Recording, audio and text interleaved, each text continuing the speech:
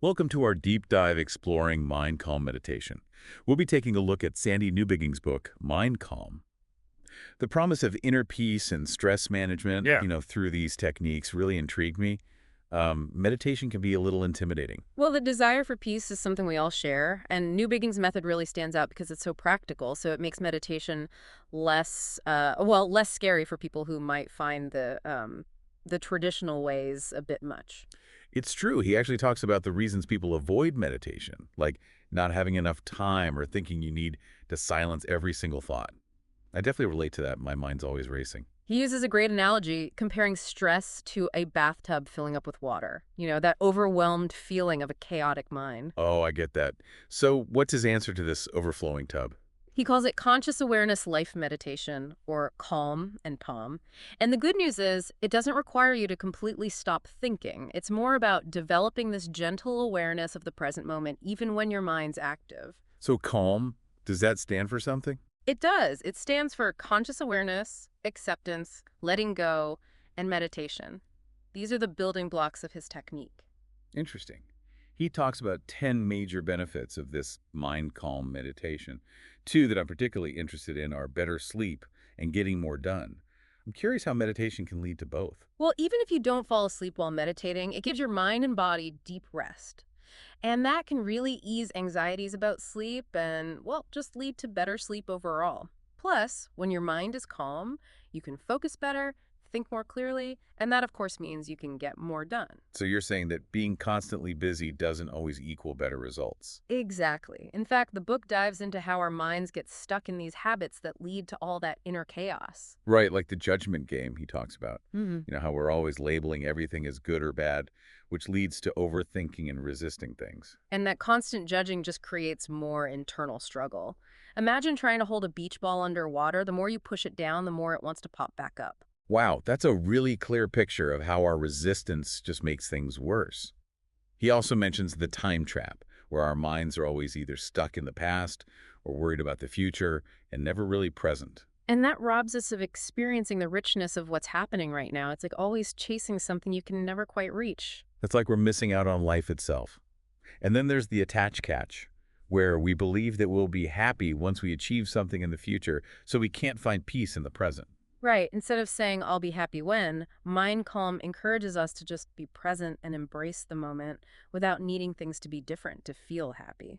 That's a powerful shift in perspective. So it's not about reaching some destination of happiness.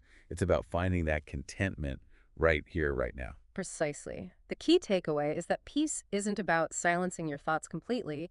It's about shifting your attention to the context of your experience, which is already calm and spacious. I love that. He introduces this idea of gently alert, attention wide open, or GAAWO. Could you explain how GAWO helps us quiet the mental chatter and connect with that present moment awareness? So, with GAAWO, you broaden your attention. You notice your surroundings, your physical sensations, your breath, without getting lost in thought. It's like having a panoramic view of your experience instead of focusing on just one narrow point. That reminds me of the analogy he uses about the sky and the birds. Our awareness is like the vast sky, and our thoughts are like birds flying through it. No matter how many birds there are, the sky remains vast and unchanging. Exactly. Our awareness is always present. It's the background of our experience, offering peace and stillness, even when our thoughts and emotions are in turmoil. That idea that our awareness is always there is fascinating. So we've talked about the principles of mind calm. Now let's look at how to actually put this technique into practice. Right, in the last part, you mentioned the four-step process. There's that gently alert, attention wide open, the GAWO, choosing something to focus on, then introducing a calm thought, and then just allowing things to be. Can you break down how those steps work together? Okay, so the first step, GAWO, like we talked about, it widens your awareness. It helps you take in your surroundings, how your body feels, your breath. And this creates that base of present moment awareness. So from that wider perspective, you pick something specific to focus on, like your breath or a word or an image, even a physical sensations like an anchor for your attention. Exactly. It gently guides your mind away from all those wandering thoughts and gives you that stable point to come back to. And then you introduce a calm thought. It's like a positive affirmation, right? Yeah. It helps you cultivate a particular state of being. Yes, it's like planting a seed. By repeating these affirmations to yourself, you nurture those qualities within. Got it. And then the final step is allowing, just letting go of any effort or striving, just being in the present moment, letting that calm thought sink in. It's about releasing that need to control everything. You simply observe what's happening with curiosity, with acceptance. This all sounds so simple, but powerful at the same time. Now, he also mentions mind calm games and this peace with mind protocol. Can you tell us more about what those are for and how they fit into the meditation practice? Well, the mind calm games are designed to bring conscious awareness into your daily life. They help you notice and appreciate the present moment, even while you're doing everyday things. Like he mentions a game called Reality Check, where you tune into your senses, what you see, what you hear, how your body feels. It grounds you in the here and now.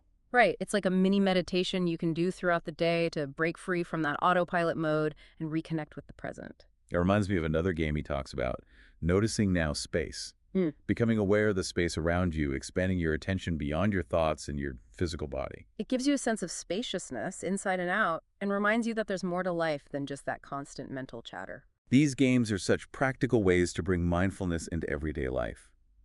Now, what about the Peace with Mind protocol? What's that for, and how's it different from the main meditation technique? So, the Peace with Mind protocol gives you a structured way to deal with difficult thoughts and emotions, the ones that cause you distress. It has 6 steps that help you acknowledge those feelings, explore them, and ultimately find peace with them. And the first step is to figure out what the problem is, the thought or feeling that's causing you pain. Right. And then you use techniques like reality check or noticing now space to ground yourself in the present moment before you try to engage with that emotion. That grounding seems so important. It gives you a solid base to approach the turmoil from. Absolutely. Then, from that grounded place, you temporarily engage with the story behind that emotion. You allow yourself to fully feel it without resisting it. That seems counterintuitive. Why would you lean into discomfort? Well, Newbigging says that resisting is what keeps us stuck in suffering. By embracing the emotion, you disarm it and give it space to dissipate. Like that saying, what you resist persists. And then you identify what he calls the special thought, the underlying belief that's fueling the emotional charge. Right, and once you've identified it, the crucial step is to embrace that special thought, along with the emotion that goes with it. That can be tough, but it allows you to fully experience it without being controlled by it. It's like facing your fears head on. You realize they lose their power when you stop running away. And finally, you practice mind calm meditation using that special thought as your focal point. This helps you cultivate peace and acceptance around what was previously so upsetting. So you're essentially retraining your brain to respond differently to challenging thoughts and emotions, replacing fear and resistance with calm and clarity. Exactly. This protocol can help you navigate all sorts of difficulties, from problems in relationships and money worries to health concerns and career setbacks. It's like a versatile tool for finding inner peace, no matter what's happening around you.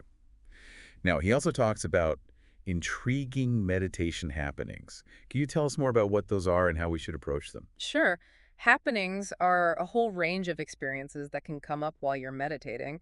Things like memories surfacing, strange images, a sudden rush of thoughts, emotional releases, or even physical sensations. That sounds like quite a variety. It seems like meditation can bring up stuff that's buried deep down. It can. But he assures us that these happenings are nothing to worry about. They're actually a sign that the practice is working. Like they're a release of pent-up stress and tension, making way for deeper peace and clarity. Right. The key is to approach them with acceptance, without resistance. You just observe them, you don't judge them, and you let them come and go like waves on the ocean. It's about having a kind of detached but compassionate awareness of your inner world. Now, he recommends aiming for 2 or 3 meditation sessions a day, each lasting 10 to 20 minutes. But he knows that it can be tough to find the time. So what does he suggest for fitting this into your busy schedule? He says to try incorporating it into your existing routine, maybe when you wake up, before you go to bed, or during your lunch break. And creating a dedicated space for meditation can help you be more consistent. That's right. And he emphasizes using specific calm thoughts for different areas of your life. Can you give us some examples of those affirmations and what they're supposed to do? He mentions OM connection, which you focus on the soles of your feet. It reminds you of your connection to everything around you. And there's OM power, which you focus on the base of your spine. It's about evoking strength and resilience. Those affirmations work like mental anchors, guiding you towards those states of being. And he offers a calm thought for each aspect of life he covers in the program. Joy, peace, love, truth, clarity, wisdom. It's like they provide a framework for aligning your inner world with what you want to experience in life.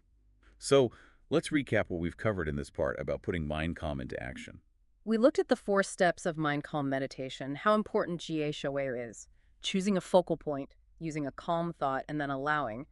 And we also talked about those mind calm games and the Peace with Mind protocol as tools to bring mindfulness into your daily life and deal with difficult emotions. We also discussed how to approach those meditation happenings with acceptance, understanding that they're signs of progress, not something to fear.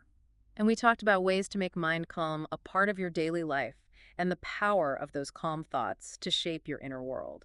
This part has given us some really practical guidance on how to take the principles of mind calm and actually do something with them to bring more peace, clarity, and fulfillment into our lives. Okay, so we've explored the foundations and the practices of mind calm meditation.